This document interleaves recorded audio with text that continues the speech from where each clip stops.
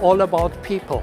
I think social justice and the whole question around environmental and climate is such a huge challenge that due diligence is one step.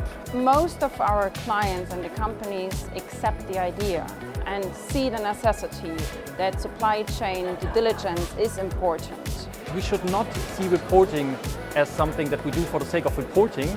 It's about preparing your organization. If you manage to get the data and to get the information in place at an early stage, you will just be better prepared, and that will help you in the end to make better management decisions.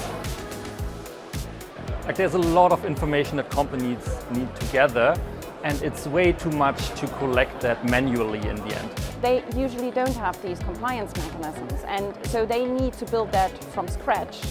The average company has large groups of suppliers, lots of data, and if a single person or a group needs to assess the risks related to these suppliers, that takes a lot of staffing capacity away. That means costs, and for that, digital solutions are inevitable in a way.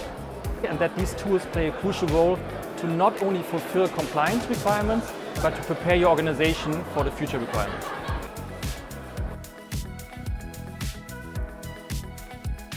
And that's why that event is so important, because it deals with single questions, brings together different perspectives, and I think that is very, very important because we need to get everyone on board.